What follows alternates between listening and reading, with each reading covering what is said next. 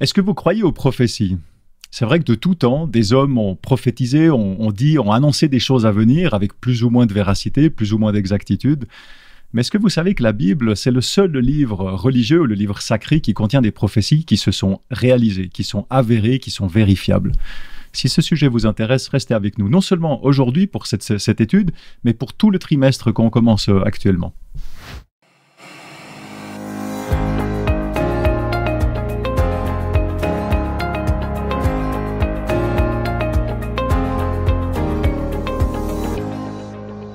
Est-ce que le chrétien doit encore garder le sabbat? Si vous traînez sur YouTube, vous avez déjà dû voir des personnes qui enseignent que le sabbat, c'est plus pour les chrétiens. Alors nous, à Espoir Média, on a décidé de faire une FAQ, une foire aux questions. On va prendre des questions difficiles sur le sabbat, des versets compliqués et des passages qui semblent contredire la croyance sur le sabbat. Et on va y donner une réponse claire, simple et rapide. Retrouvez très bientôt la FAQ sur le sabbat.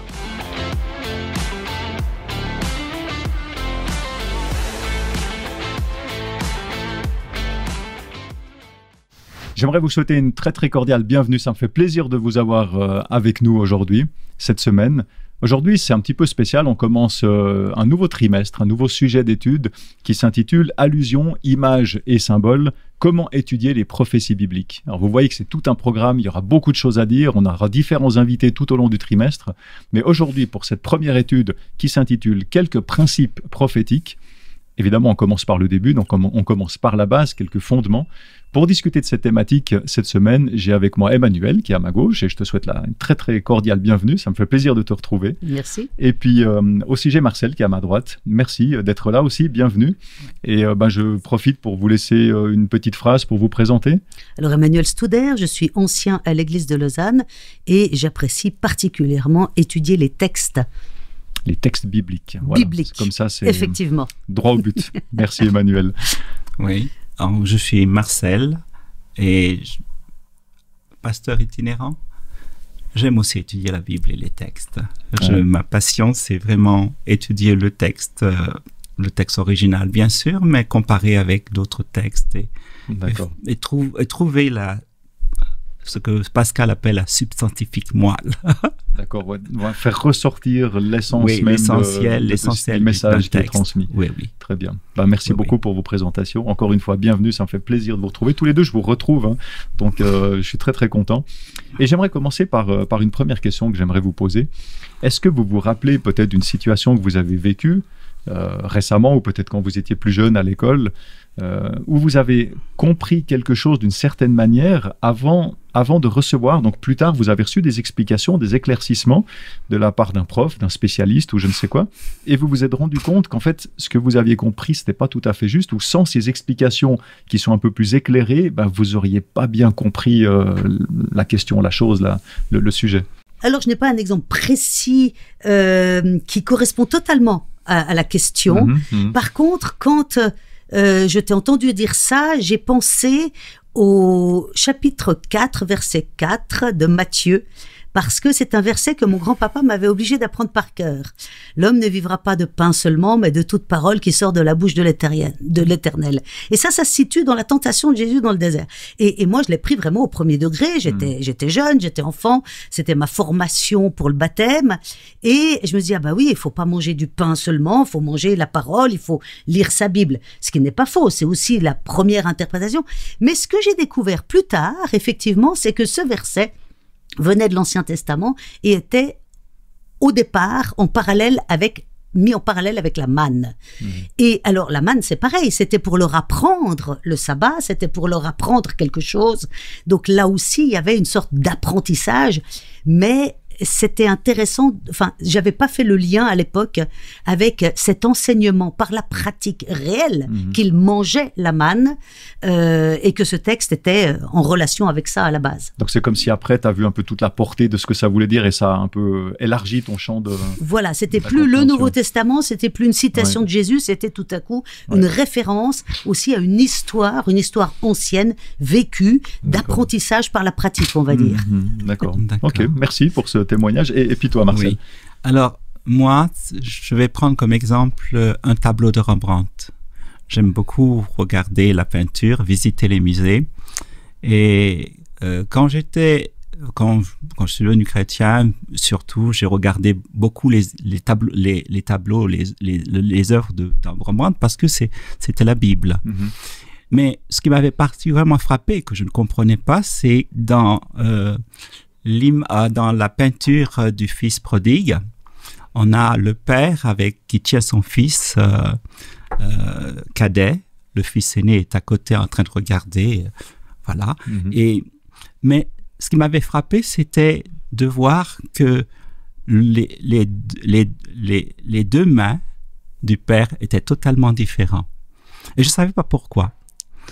Et ça m'a beaucoup intrigué parce que je me disais, bon, c'est quand même un chef-d'œuvre et puis il doit y avoir une raison.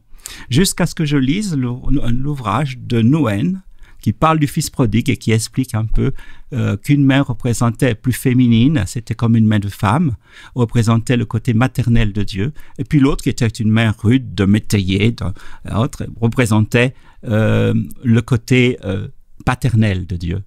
Alors j'ai dit, bon voilà, j'aurais jamais pensé pour voir si c'était moi le peintre, j'aurais jamais utilisé cela, parce que pour moi, la beauté c'est dans la symétrie, et c'était vraiment très très dissymétrique, c'était pas forcément mais je crois que c'était la touche de la compassion et de l'amour, de la tendresse qui était dans ce tableau-là, et ça m'a beaucoup marqué. Voilà, surtout que quand on parle de Dieu, on dit notre Père, et puis aussi quand on dit qu'il est miséricordieux, on dit qu'il est Rahum, c'est-à-dire qu'il a des entrailles, un utérus de mère, de maman.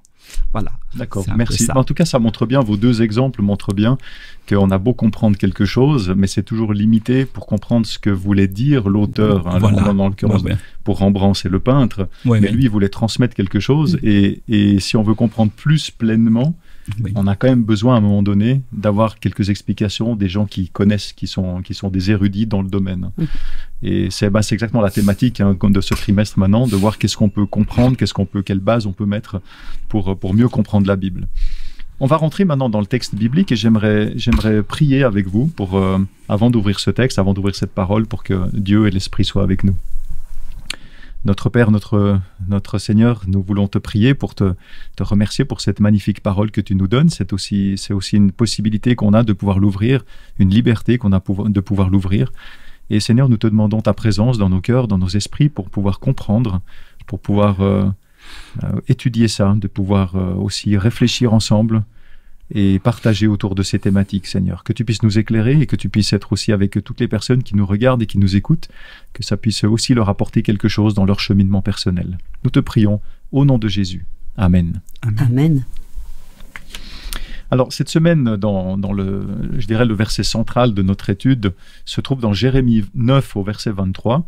Et ce texte nous dit « Si quelqu'un veut se vanter, qu'il se vante plutôt d'être capable de me connaître et de savoir que moi, le Seigneur, j'exerce la bonté, la justice et le droit sur la terre.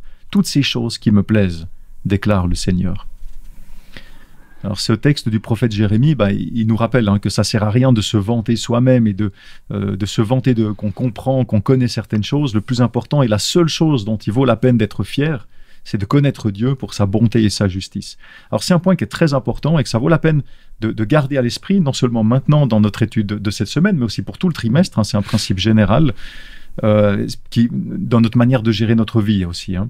Mais si on aborde plus spécifiquement l'interprétation de la Bible et des prophéties bibliques, on se rend compte que la Bible, elle n'est pas toujours simple à comprendre, à déchiffrer. Et par endroits, il y a des endroits où c'est des textes vraiment compliqués, vraiment qui sont difficiles, qui sont mystérieux, on peut presque dire, totalement incompréhensibles, en tout cas à la première lecture.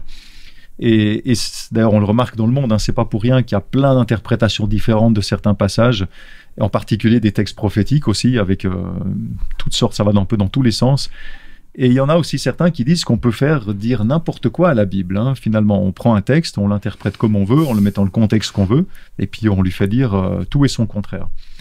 Et là, je pense en particulier, vous avez peut-être vu dans les actualités ces dernières semaines, ces derniers mois, mais il y a certains mouvements chrétiens évangéliques aux États-Unis qui s'approprient la parole de Dieu. Et par exemple, ils prennent le texte de Matthieu 10, 34 qui dit « Je ne suis pas venu apporter la paix, mais l'épée ». Et ils utilisent ce texte pour proclamer haut et fort qu'il faut prendre les armes et qu'il faut partir en croisade contre d'autres, hein, ceux qui, en tout cas, qui sont pas d'accord avec eux et avec leur vision prophétique de la Bible. Et d'ailleurs, cette interprétation ne tient pas compte de Matthieu 6, 52, où Jésus lui-même dit « Tous ceux qui prendront l'épée périront par l'épée ». Donc on voit que c'est biaisé déjà. Mais enfin bon, c'est un tout petit exemple qui montre bien la difficulté de comprendre et de bien comprendre la Bible. Alors, la question, et j'en arrive à la question, devant tant de confusion qu'il peut y avoir dans l'interprétation de la Bible, est-ce que Dieu a une volonté et un message qui sont clairs ? Ou est-ce qu'au contraire, il nous laisse patauger dans nos interprétations contradictoires et peut-être un peu des fois farfelues? Est-ce qu'il existe des moyens ou des principes de lecture de la Bible pour comprendre son message, c'est-à-dire le message de l'auteur, et éviter finalement d'entendre notre message? Oui. Alors, c'est bien que tu dises qu'effectivement la Bible, ce n'est pas comme un piano, par exemple, ou un instrument de musique sur lequel on peut jouer n'importe quelle musique et à faire dire n'importe quoi finalement. Elle a déjà... En fait, c'est plusieurs partitions qui sont dans la Bible. Et il y a une certaine unité organique, même si ce sont des partitions qui sont différentes. Mais cette musique qui est la musique de l'amour, de la joie, du bonheur et du salut que Dieu voudrait apporter, hein, c'est une musique quasiment qui vient du ciel, mais qui est jouée par des êtres humains et qui vivent et qui nous transmettent ce message, qui nous transmet ce message-là. Et la Bible, c'est pas un livre, c'est une collection de livres. Des auteurs différents, sur une grande étendue de temps. Hein, plusieurs milliers d'années. Voilà. Et c'est des personnes qui écrivent dans des contextes différents, dans des civilisations différentes, et qui écrivent, même s'ils partagent le même amour, la même faveur, le même amour pour Dieu, le même amour pour les hommes, et ils apportent un message de salut, mais ils utilisent différents moyens et différents styles. Vous avez des récits historiques où on montre l'intervention de Dieu dans l'histoire, où ils nous disent comment ils ont rencontré Dieu. Il y a des prophètes qui ont parlé, qui ont fait des oracles. Les oracles, c'est pas tout à fait la même chose que lire un psaume, ce qui est une prière. Donc vous avez des êtres qui parlent de leur expérience de vie, qui disent ce qu'ils ont vécu. Dans Job, vous avez un homme qui parle de sa souffrance. Donc, il y a différentes formes littéraires dans le texte biblique, et chaque forme littéraire doit être abordée en conséquence. Je veux dire, je ne peux pas aborder un texte de prière de la même manière que j'aborde un texte qui est un oracle prophétique, ou bien simplement un récit, le récit des évangiles, qui va raconter la vie de Jésus, ou le livre des Actes, qui va parler de ce que ces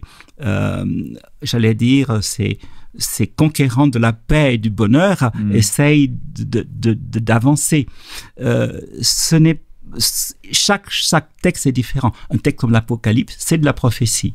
On va parler, il y a un homme qui a des visions et qui va nous raconter ces visions-là.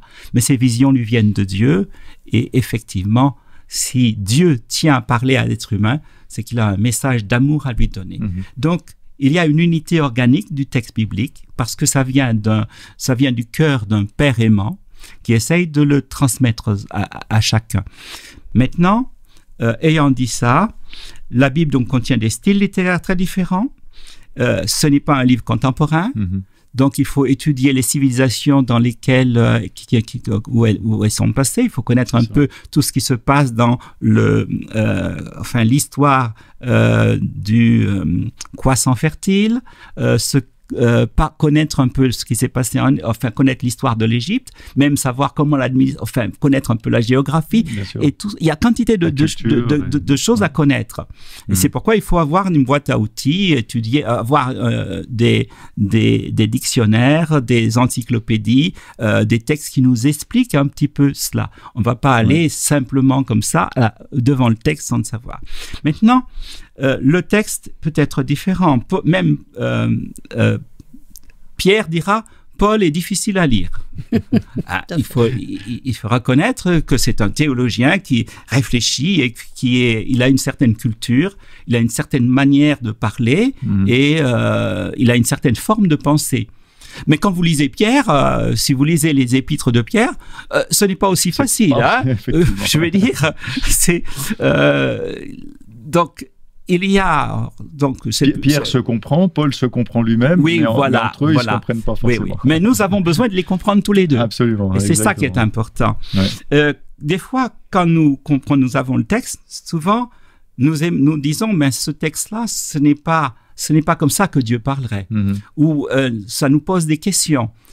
Quand vous lisez des psaumes qui sont des prières, quand vous lisez des prières qui sont des prières d'imprécation. Vous dites, oui, mais ça, il demande de casser la mâchoire de l'autre. C'est des idées de vengeance et tout. Parce que c'est un écorché qui parle, qui prie et qui sent sa douleur et qui crie sa douleur. C'est tout un état d'esprit. Il a un état d'esprit. Ce n'est pas la même chose pour un texte des évangiles ou bien pour des textes, par exemple, des épîtres où c'est très prescriptif, où on nous appelle à aimer le prochain et tout cela. Donc, il faut bien comprendre que c'est différent. Mais je dois comprendre que celui qui prie, bien, je dois lui laisser sa liberté de parole. Et Dieu, comme il nous a laissé cette liberté de parole, de penser et de dire. Et justement, je suis invité, moi aussi, à aller à aussi me libérer dans la parole. Et c'est un peu comme, j'allais dire, des fois, simplement, quand vous êtes là, des fois, on dit à parler sur un divan, vous parlez à quelqu'un qui vous écoute et ça permet de vous libérer de certaines pressions et certaines choses. Eh bien, Dieu, c'est mieux qu'un divan. C'est un ami, c'est un père à qui on peut lui dire tout. Mais je crois qu'on voit bien ce que tu fais ressortir, c'est que on lit pas, même aujourd'hui, on lit pas un roman de la même manière qu'on lit un recueil de poèmes ou qu'on lit un livre juridique, par exemple. Et c'est encore différent si c'est un roman qui est de maintenant ou qui est peut-être ici en Occident ou qui a été écrit en Asie ou dans d'autres pays, et encore s'il date de 1000 ans, 2000 ans, 3000 ans, ça va être encore complètement différent. Donc on voit un peu la diversité et l'exercice cérébral qu'il faut faire finalement pour essayer de décortiquer ça. Alors, il y a un ouvrage de Jean-Claude Péreka que je pourrais conseiller, Itinéraire, balise pour explorer la Bible. C'est un premier pas. Si je peux juste le prendre, comme ça je le montre aussi à la caméra pour ceux qui nous regardent. D'accord, ok. Donc c'est un livre intéressant qui nous permet de véritablement comprendre quel est le contenu. Il va détailler, il va expliquer un peu la table de matière un petit peu du livre et puis nous donner quelques pistes, quelques premières clés de lecture pour pouvoir commencer. Ok. Par rapport à l'interprétation, j'aimerais juste rajouter deux choses qui viennent de mon expérience. C'est que justement, on se dit parfois, oui, mais il faut avoir étudié la théologie pour vraiment bien comprendre le texte. Comme le disait très justement Marcel, pour certains textes de l'Ancien Testament, c'est vrai que si on ne connaît pas le contexte géopolitique et historique de cette époque-là, il est vrai qu'il y a des textes qui sont un peu obscurs, etc. Mais quel que soit le texte que l'on prend, pour éviter justement de faire dire au texte absolument n'importe quoi, ne jamais sortir un texte de son contexte. Et moi, j'ai pris l'habitude de lire facilement 2 voire 3 chapitres avant le texte ou la portion de texte qui m'intéresse et 2 ou 3 chapitres après. Parce que même si on n'a pas une grande connaissance justement historique ou politique ou je ne sais de l'époque, du texte qu'on lit, que ce soit l'Ancien ou le Nouveau Testament, le fait de remettre le texte vraiment dans son contexte, c'est-à-dire voir qu'est-ce que l'auteur nous dit qui vient avant et qu'est-ce qu'il nous dit qui vient après, déjà rien que ça nous permet d'avoir une meilleure idée de ce que dit le texte. Ça cadre un peu notre esprit. Tout à fait. On voit le contexte. Et à ce moment-là, on ne peut plus dire d'un texte, justement, juste, ben voilà, ça dit ça. Oui. Et surtout, c'est comparer aussi les textes entre eux, parce que la Bible n'a qu'un seul et unique message. Et donc, si on a un verset ou deux versets qui nous disent des trucs complètement à l'opposé du message central, c'est que Dieu est miséricordieux, compatissant, lent à la colère et qu'il est amour. Et que sa volonté profonde, c'est que tous les êtres humains, sans exception, soient sauvés. Ça, c'est sa volonté. Après, c'est pas la nôtre. Hein. Chacun a son libre arbitre. Mais si on a déjà ça en tête comme base de lecture, à ce moment-là, c'est pas un ou deux versets qui peut-être pourraient nous faire dire « Ah, mais oui, mais c'est pas ça. Ouais. » Il y a quand même cette base qu'on doit pouvoir retrouver partout. D'où l'intérêt, pour interpréter un verset, c'est déjà de le remettre dans son propre contexte de l'auteur, tout simplement. C'est juste, des chapitres avant, des chapitres après. C'est ça, c'est juste fondamental ce que tu dis. Et je dirais même que c'est même valable pour toute lecture. On prend n'importe quel livre, si on prend une phrase, comment on peut pas dire qu'on connaît la pensée de l'auteur. Si on veut connaître la pensée de l'auteur et ce que l'auteur veut dire avec cette phrase, on est obligé de lire beaucoup plus. Si possible le chapitre entier, comme tu dis, ceux d'avant, ceux d'après, si possible encore le livre entier, si possible encore peut-être même toute l'étendue des écrits de cette personne pour bien comprendre. Donc on voit bien que, mais tu as raison de le mentionner, c'est très très important. J'aimerais prendre avec vous deux textes que j'aimerais mettre en parallèle, deux textes bibliques qui se trouvent dans deux livres différents, dans deux livres prophétiques de la Bible. Alors le premier texte se trouve dans Daniel 12 au verset 4 et le texte nous dit: toi, Daniel, tiens secrète ces paroles et scelle le livre jusqu'au temps de la fin. Une multitude alors cherchera et la connaissance augmentera. Ça, c'est le premier texte. Et puis le deuxième se trouve dans Apocalypse, au chapitre 22, verset 10. Et c'est un ange qui parle à Jean, donc qui écrit, qui a cette vision et qui écrit le texte. Donc l'ange dit à Jean: ne tiens pas secrètes les paroles de la prophétie de ce livre, car le temps est proche. Alors quand on lit ces deux textes, il y en a un qui dit scelle ce livre et l'autre ne scelle pas les paroles de ce livre. Ça paraît presque un peu contradictoire, en tout cas au premier abord, hein, d'où l'importance de regarder le contexte, de savoir à qui on s'adresse, etc. Ça m'amène à poser deux questions. Quel est le lien qu'il y a entre ces deux textes, s'il y en a un? Qu'est-ce qui a changé, s'il y a un lien, qu'est-ce qui a changé entre le premier et le second texte pour que le message finalement soit différent? Qu'est-ce qu'il faut comprendre de ces versets? Premièrement sur ce qu'ils veulent dire, mais aussi sur les principes d'étude et sur les principes de manière générale d'étudier les prophéties bibliques. Alors, le premier texte est quand même très très ancien et c'est pourquoi dans son temps, ce que Daniel va révéler ne peut pas être compris. Donc l'ange dit scelle le texte, mais le message, même s'il n'est pas scellé, les gens n'auraient pas pu le comprendre parce qu'il va parler de choses vraiment trop futuristes et voilà, c'est juste que c'est juste à ce moment-là impossible. Et surtout qu'il n'y a pas un recul théologique comme aujourd'hui on a un recul théologique. Alors que, à contrario, Jean de l'Apocalypse écrit à peu près 100 ans après Jésus-Christ, enfin à peu près, relançant plus ou moins, et il est clair qu'il y a déjà une autre culture théologique. Pourquoi? Parce que on est dans un message où Jésus va nous faire lire la loi avec un autre regard. Non plus un regard justement légaliste, mais un regard du vécu. La loi, vous devez la vivre, vous ne devez pas juste vous obliger à. Ce qui est quand même très différent, la vivre avec le cœur et non pas s'obliger à. Ce qui était plutôt ce que faisaient les pharisiens de son temps. Et donc, on est déjà dans une réflexion théologique. Paul va avoir une réflexion théologique parce que tous ces gens-là vont tout à coup reprendre, parce que Jésus n'a pas inventé des textes, il a lui-même repris des textes existants qui sont dans ce qu'on appelle nous aujourd'hui l'Ancien Testament. Donc Jésus n'a fait que citer l'Ancien Testament, c'est-à-dire les textes qu'il avait lui-même à disposition. Et tout à coup, ces nouveaux croyants, comme Paul, comme Pierre et comme plein d'autres, vont relire ces textes anciens avec un autre regard, à travers le prisme du Messie arrivé, du Messie qui a vécu ce qu'il avait à vivre. Et du Messie ressuscité, ce qui va changer radicalement la vision des textes. Alors il est clair que Daniel, quand il écrit quelque chose, il n'a même pas besoin de mettre un sceau dessus, parce que de toute façon on n'aurait pas compris. Alors que quand Jean de l'Apocalypse va écrire quelque chose, à contrario, on est dans une mécanique intellectuelle de relecture de la parole d'avant, avec un prisme et un regard nouveau. et donc on peut le comprendre. Donc pour moi, il n'y a pas de contradiction, c'est juste qu'il faut remettre effectivement les textes dans leur période historique respective. Et ça peut être aussi simplement Dieu qui dit, à l'époque, vous compreniez pas, c'est normal, parce que c'est pas le moment que vous compreniez.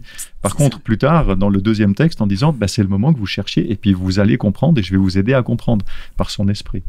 Je ne sais pas si tu vas ajouter quelque chose ou si c'était très clair ce qu'elle a dit. C'est très clair ce qu'elle a dit. J'apprécie beaucoup parce que Jésus lui-même disait, j'ai beaucoup de choses à vous dire, mais vous n'êtes pas en état de le comprendre. Effectivement. Donc, il y a des moments où il y a, quand vous avez un enfant et que vous êtes avec lui, il y a des choses que vous lui expliquez parce qu'il a un certain âge mental. Et puis, quand il a 15 ans, il peut raisonner, et à ce moment-là, vous abordez les mêmes sujets, mais autrement. Et vous lui expliquez parce qu'il y a une maturité. Exactement. Et je crois que dans l'histoire du peuple de Dieu, il y a cette maturité. Et cette maturité, elle vient aussi parce que Jésus est là. D'ailleurs, voilà. Bien sûr. Je ne vais pas ajouter plus que ce que tu dis. Alors, j'ai mentionné en introduction que la Bible, c'est un livre particulier qui ne peut pas être lu comme un roman, ça, comme je l'ai dit tout à l'heure. Est-ce que vous pouvez expliquer en quelques mots la démarche à adopter en ouvrant la Bible? Avec quels yeux, avec quelles lunettes il faut aborder ce texte pour comprendre le message qu'il veut transmettre, au-delà peut-être des mots, des phrases qui sont employées, mais ne pas s'arrêter là? Qu'est-ce qu'il faut faire pour voir ce qu'il y a au-delà, ce qu'il y a derrière le texte? Alors, on va employer deux mots, herméneutique, exégèse. C'est pas des gros mots. C'est pas des gros mots, c'est pas des gros mots. Une herméneutique, c'est une méthode pour étudier le texte biblique. Il faut, quand on a un texte, commencer par le lire, essayer de le comprendre déjà. Et pour ça, il faut observer le texte.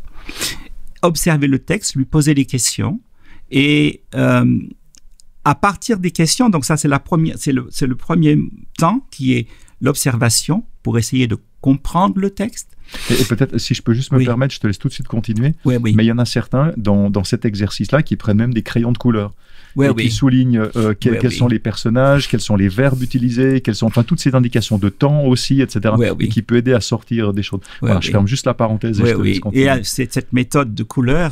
C'est un exemple. Oui, mais c'est Bernard Sauvagnat qui nous l'avait apprise un peu. Et c'est vrai, on doit souligner les différents accents, le temps, des choses de manière très simple. Ça aide à faire ressortir des éléments et puis ça va nous questionner et il y a des choses que nous n'avions pas remarquées et le simple fait de souligner, d'écrire, et c'est souvent intéressant de lire avec un crayon, avec des crayons de couleur, mais même avec un crayon pour souligner les éléments les plus importants du texte. Un texte, c'est comme un paysage et il faut pouvoir observer, regarder et essayer de comprendre le tableau qui est devant nous. Et souvent, si c'est une histoire, il y a une intrigue. Et une intrigue, ça s'organise. Alors, savoir comment s'organise une intrigue. Il y a savoir d'abord quels sont les actants, quelle est la période de temps, depuis entre le début et la fin. Et puis, au début, on a une histoire... une étape qui est le début, c'est commencer à tout début de l'histoire. Quels sont les manques, ça part de quoi au départ, et puis ensuite quels sont les problèmes qui viennent s'ajouter, ce qu'on appelle le nouement. Et pour dénouer la situation, quelles sont les actions à prendre, qui fait quoi pour pouvoir dénouer, pour que le problème s'estompe. Et puis le dénouement, on voit comment ça se dénoue et finalement l'histoire, la situation finale. Et on observe tout ça et on regarde les différents personnages, qui sont en jeu. Tout ça, c'est observer pour comprendre. Et pas seulement simplement, donc ça c'est le premier temps. Et puis le deuxième temps, c'est le temps de l'interprétation. J'ai l'histoire, j'ai essayé de comprendre ce qui s'est passé, les différents personnages qui sont en scène. Je me place même des fois, je me mets dans la tête de tel personnage ou de tel autre. Ce sont des exemples, et ce n'est pas exhaustif ce que je dis là. On peut faire de différentes manières. Et il y a le temps de l'interprétation. Interpréter, savoir pourquoi à cette époque ça a eu lieu, qu'est-ce qui s'est passé, qu'est-ce qui est en jeu dans cette histoire-là, et surtout, comment le personnage principal, parce que le personnage principal du texte, c'est finalement Dieu, comment Dieu utilise des hommes, des femmes, pour pouvoir apporter un message ou bien pour faire une action, pour poser des actes qui sont des actes d'amour, des actes qui vont transformer des situations difficiles. Et ça, c'est important parce que nous vivons tous des situations difficiles et nous avons besoin de comprendre cela et de savoir comment nous-mêmes, après, ce sont des exemples pour nous qui sont là et qui sont des expériences par personne interposée, qui deviennent nos expériences parce que nous les assimilons. Et cette partie-là où on fait du texte biblique entrer dans sa propre expérience, c'est les implications. Je dois voir quelles sont les implications, et ça c'est le 3e temps, après avoir interprété, savoir quels sont les enjeux et tout cela qu'il y a, non seulement pour dans l'histoire, et quels sont les enjeux pour aujourd'hui. Alors à ce moment-là, quand je parle de l'aujourd'hui, je vais essayer de mettre en cohérence tout ce que j'ai appris du texte avec ma vie aujourd'hui. Qu'est-ce que ce message, qu'est-ce que ce passage me dit comme message pour moi aujourd'hui et pour mes contemporains, pour mes amis, pour ma famille, pour celui que je vais rencontrer et à qui je voudrais faire partager cette expérience qui m'a beaucoup apporté. Et c'est cela qui est important. Donc on voit que pour faire ressortir les choses du texte, c'est vraiment une démarche très structurée. Hein. C'est pas juste j'ouvre ma Bible, je prends un texte, ah tiens, et puis voilà, pouf. C'est intéressant. Je sais pas si tu vas ajouter quelque chose. Est-ce que toi, Emmanuel, est-ce que tu utilises ça? Est-ce que tu rentres dans cette démarche et tu fais la même chose? Alors, bon, après, ça dépend quel degré de connaissance on a du texte et du texte au complet, c'est-à-dire lire sa Bible. Moi, ça fait, je sais pas, peut-être 30 ou 40 ans que je lis ma Bible en boucle. Tous les matins, je lis l'Ancien Testament en boucle et tous les soirs, je lis le Nouveau Testament en boucle. Alors, je lis un peu plus le Nouveau parce que ça va plus vite, mais c'est en boucle en permanence. Et à force de lire les textes en boucle, on a une connaissance du tout. Global, oui, c'est ça. Où on peut commencer vraiment, à un moment donné, après quelques années de cet exercice-là, à se pencher vraiment sur le contenu profond du texte et non plus sur l'histoire qu'elle nous raconte. Parce que c'est vrai, hein, tu l'as dit très justement, ça nous raconte des histoires d'êtres humains. Mais en effet, il ne faut jamais oublier que les 2 ou 3 acteurs principaux de cette histoire-là, le premier, c'est Dieu qui se présente. Le deuxième, ce sont des histoires humaines qui acceptent ou qui tournent le dos à Dieu. Et la troisième, c'est en effet moi. Qu'est-ce que ce texte va faire sur moi aujourd'hui? Ça, c'est important. Et donc ça, ce sont les 3 acteurs principaux. Une fois qu'on a déjà posé ça, on a déjà une très bonne première base. Si maintenant, on n'a pas du tout de base, je suggère de commencer avec des textes très abordables, tout simplement les évangiles et les actes des apôtres, des livres qui racontent des histoires dans lesquels déjà on peut se retrouver, où il y a déjà une sorte de morale de l'histoire. Donc déjà les 5 premiers textes du Nouveau Testament, le premier livre du Nouveau Testament. Quand on connaît bien la parole, qu'on s'en est bien imbibé, à ce moment-là, il y a des choses qui sortent d'office. Par exemple, on lit l'Apocalypse ou Daniel et tout à coup, on se rappelle que dans Zacharie, dans tel chapitre, il y a aussi quelque chose, on fait des liens. Il y a aussi un autre document que je vous suggère, c'est la Bible de David Stern, que j'aime beaucoup parce que c'est une des rares Bibles où, dans le Nouveau Testament, il est mis en gras et en exergue toutes les citations de l'Ancien, avec en bas de page les références bibliques de toutes ces citations. Alors là aussi, quand on est dans le Nouveau Testament et que tout à coup, il y a une citation, c'est intéressant de voir d'où sort cette citation, de Ésaïe, de Jérémie, de tel ou tel prophète, et d'aller de nouveau, pour éviter de prendre que la citation sortie de son contexte, mais de nouveau d'aller dans le livre cité et de lire quelques chapitres avant, quelques chapitres après, pour mieux comprendre pourquoi soit Paul, soit Jésus, soit Pierre, soit X ou Y du Nouveau Testament va citer ce texte de l'Ancien. Parce que eux aussi, ils ont cette correction de ne pas sortir du contexte. C'est-à-dire que quand ils citent ce verset-là, on se rend compte quand on va le revoir qu'effectivement ça a un sens là où c'est cité et que c'est pas juste une interprétation comme ça. Fantaisiste. Une idée, voilà. Exactement. Donc ça, ce sont diverses démarches, effectivement, qui existent selon son degré de connaissance des Écritures. Merci beaucoup. Il y a une question aussi que j'ai encore, c'est qu'on a vu que dans la Bible, il y a différents styles littéraires, on en a parlé. il y a des textes qui sont... Mais il y a une difficulté supplémentaire dès lors qu'on parle spécialement des prophéties, c'est qu'il y a des textes qui sont dits littéraux, qu'il faut comprendre de manière littérale, tels qu'ils sont écrits, avec les mots qui sont dans le texte. Et il y a d'autres textes, spécialement prophétiques, qui sont dits plutôt symboliques, qu'il faut analyser davantage parce qu'il faut les décrypter. C'est comme si c'est un message caché, avec des images, avec des choses, et puis en fait, c'est comme les mots veulent dire autre chose que ce qui est réellement écrit. Alors, comment savoir lorsqu'un texte, il est plutôt littéral, ou au contraire qu'il est plutôt symbolique ? Et peut-être dans les deux cas, mais de manière plus spécifique pour les textes symboliques, quelle démarche à adopter pour comprendre ce qu'ils veulent dire? Comment finalement, j'ai parlé de cryptage, comment les décrypter, et puis une question qui va avec aussi, pourquoi est-ce que Dieu, il a choisi de voiler, entre guillemets, d'ailleurs je peux enlever les guillemets, il a choisi de voiler certains textes, certains passages, de les rendre peut-être un peu plus difficiles à comprendre, alors qu'en fait, lui, son but, c'est de se dévoiler, c'est de dire qui il est, c'est de dire ce qu'il fait, c'est de partager ses projets, voilà. Pourquoi ça, finalement ? Pourquoi, je ne sais pas, il faudra peut-être lui demander le jour où on va le rencontrer. J'y manquerai pas. Ça, c'est la question à garder en suspens.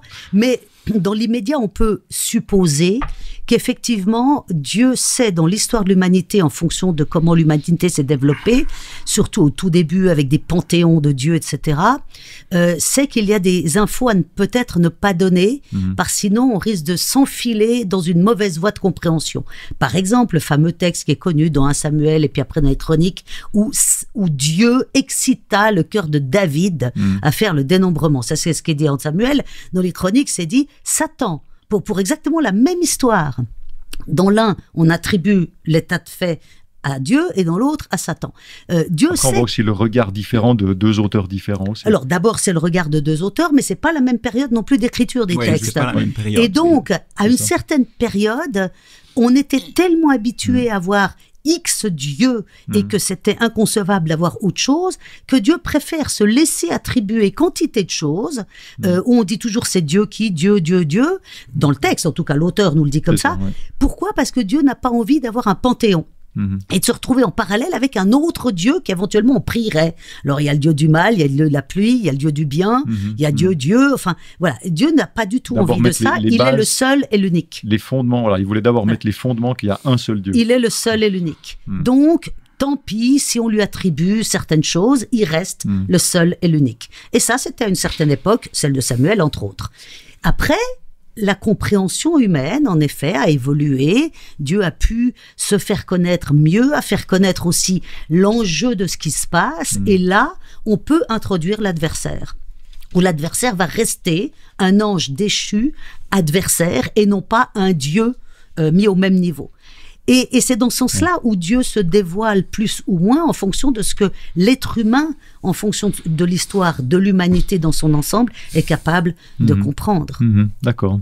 C'est vrai que l'apparition de Satan, elle peut être... On voit bien ce conflit qu'on a étudié le trimestre précédent d'ailleurs, ce conflit entre Dieu et Satan. On a l'impression, on pourrait imaginer, en tout cas pour quelqu'un de novice, qu'il y a deux dieux. Et en fait, toi, tu donnes clairement la réponse et la Bible donne cette réponse. Non, il y a un seul Dieu, mais il y a un être qui est très puissant, qui s'oppose à Dieu, mais il n'y a qu'un seul Dieu. Et il aimerait être comme Dieu, justement, il aimerait être un Dieu, mais il ne l'est pas. Et on sait bien aussi qu'il n'y a pas de vide. Donc, soit il y a Dieu, soit Dieu se détourne parce que nous nous sommes détournés, et à ce moment-là, comme il n'y a pas de vide, c'est l'autre qui arrive en plein. Et c'est comme ça qu'on trouve des expressions aussi dans l'Ancien Testament qui dit « Je vous enverrai l'Assyrien ou l'Égyptien ». C'est pas Dieu qui est à la source du mal, on le sait. Donc c'est pas lui qui va envoyer. Par contre, il sait ce qui va se passer parce qu'on s'est détourné de lui.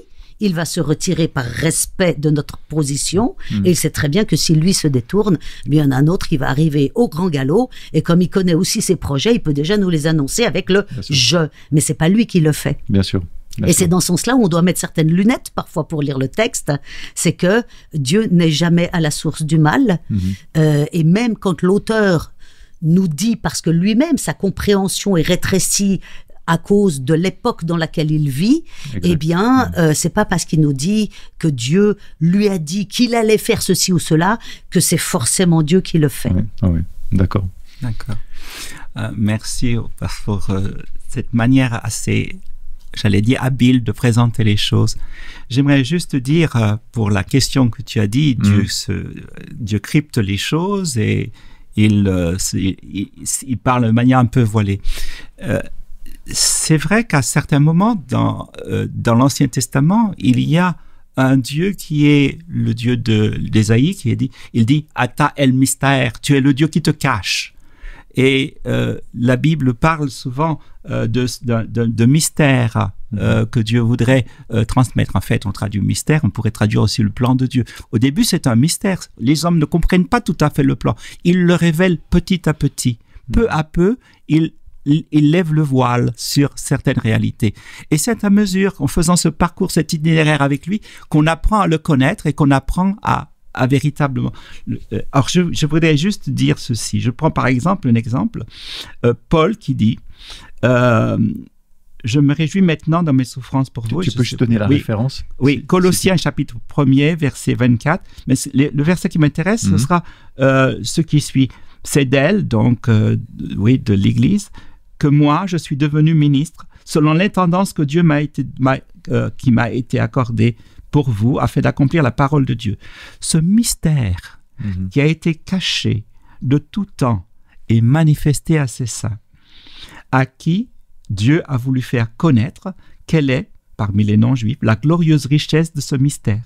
Le Christ en vous, l'espérance de la gloire.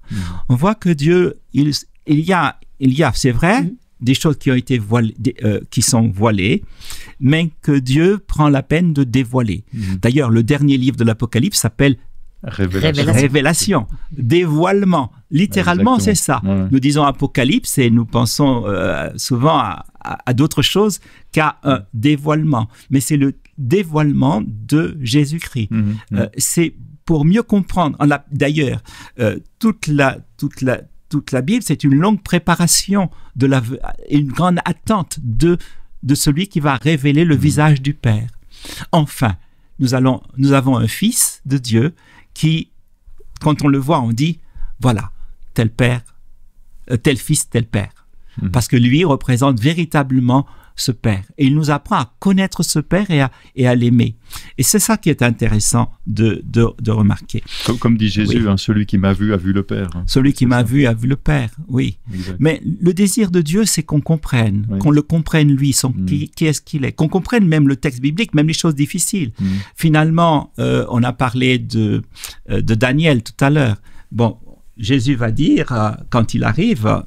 bien longtemps après, il dira, c'est pourquoi lorsque vous verrez l'abomination dévastatrice, ça se trouve dans Daniel 12, Daniel 11 et dans Daniel 9, 27 aussi, et qui a été annoncé par l'entremise du prophète Daniel, installé dans un lieu sacré, puis il dit que le lecteur comprenne. Alors, avant ce texte que Matthieu nous a donné, eh bien, il y a par exemple l'abomination de la désolation, c'est une expression, on ne sait qu'est-ce que c'est. Alors, les gens qui ont vécu à l'époque des Maccabées, et dans le premier livre des Maccabées, le chapitre 1er, on nous dit que c'est Antiochus Épiphane. Or, Jésus nous dit, non, la révélation, c'est quand il y aura les troupes de Tibère, puis de Titus, qui sera là, ce sera ce moment quand la Rome sera là, c'est elle qui est véritablement cela. Mais vous voyez qu'on ne pouvait pas comprendre avant. Bien sûr. Mais le but de Dieu, c'est de révéler les choses progressivement à mesure qu'on comprend. Vous savez, quelquefois, ça me rappelle dans l'histoire d'Esther, Mardoché. À un certain moment, Mardoché va dire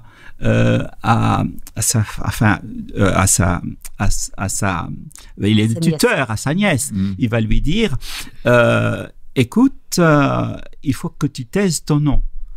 C'est le moment on est dans un moment, lui, bon, on sait qu'il est juif, c'est pas un problème. Il s'affiche, il ne cache pas son identité. Mais pour protéger sa petite, qu'est-ce qu'il va faire? Il lui dit, non, écoute, cache ton identité.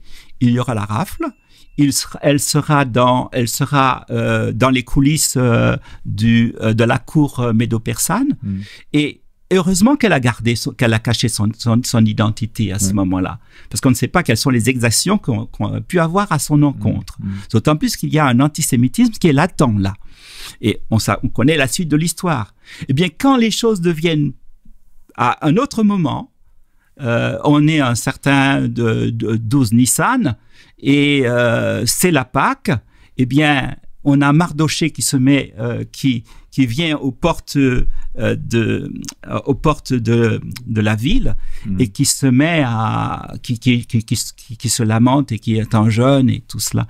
Et il envoie un message pour la reine Esther en lui disant: maintenant, tu ne peux plus rester caché. Il faut que tu te dévoiles, que tu dises un peu les choses. C'est un peu comme ça. Il y a des moments clés, nécessaires, où ça devient opportun. Ouais. La prophétie, c'est comme une plante avec, c'est comme une plante qui grandit. Il y a un moment, vous avez un petit bourgeon, mais vous ne connaissez pas exactement quand vous voyez avec les petites fleurs qui commencent, mais elles sont toutes petites. Vous ne pouvez pas reconnaître la fleur. Parce que vous ne connaissez, il faut que la fleur soit, il faut qu'elle arrive, qu'elle ait une certaine maturité. À ce moment-là, vous reconnaissez la fleur. Ouais. Et des fois, même quand vous reconnaissez, il y a des fleurs qui peuvent se ressembler. Des plantes qui peuvent se ressembler. Mais c'est quand vous voyez le bouton est clos et que vous avez toute la rose, vous dit, ah oui, ça c'est une marguerite ou ça c'est telle autre fleur. Vous apprenez à distinguer les plantes parce que elles ont grandi. Et c'est un peu pareil pour la prophétie. Il faut que la parole de Dieu, c'est comme une sorte je dirais une plante qui grandit. Et ce n'est que quand elle arrive au temps où les gens peuvent comprendre que cela devient patent et clair pour tout le monde. D'accord, merci beaucoup. On arrive au terme de notre discussion, notre réflexion pour cette semaine sur cette thématique. En tout cas, c'était très très riche. Je pense que ça donne aussi à nous, mais aussi à ceux qui nous écoutent, qui nous entendent, beaucoup d'informations, beaucoup de choses. Et peut-être, j'aimerais vous laisser encore une phrase, allez, on va dire peut-être deux, sur ce qui est le plus important pour vous à retenir de ça. À quoi est-ce que les gens, à quoi est-ce que nous devons faire attention quand on ouvre le texte biblique? Les principes, le principe fondamental, les principes clés. Pour moi, je le répète, c'est vraiment de remettre toujours un texte dans son contexte. Sinon, il y a vraiment trop de dérapages possibles. Donc, n'ayons pas peur de lire vraiment plusieurs chapitres de ce qui vient avant et de ce qui vient après. Merci. Et Marcel? Oui. Alors, un texte hors de son contexte devient un prétexte. Exactement. C'est ce qu'on dit souvent. Mais j'aime bien ce que tu disais tout à l'heure, c'est qu'il faut une immersion dans la parole de Dieu.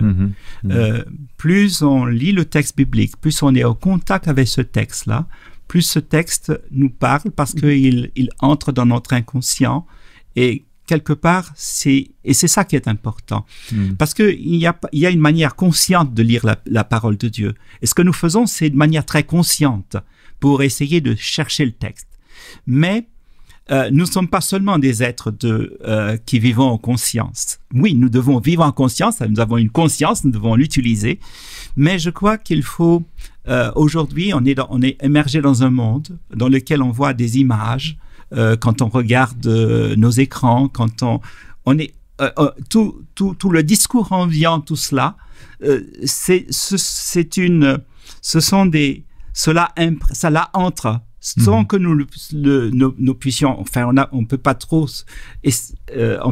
s'en empêcher, mais tout cela entre et cela nous donne une culture et la Bible est à contre-culture de tout cela.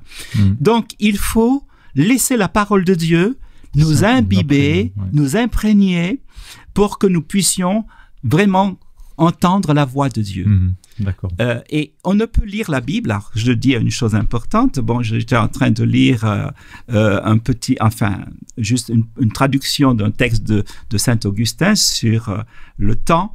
Et il commence son texte, il dit, moi je commence, il prie.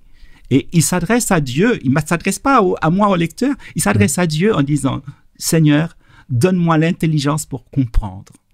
Et je crois qu'avant de commencer le texte biblique, il faut demander à Dieu de comprendre.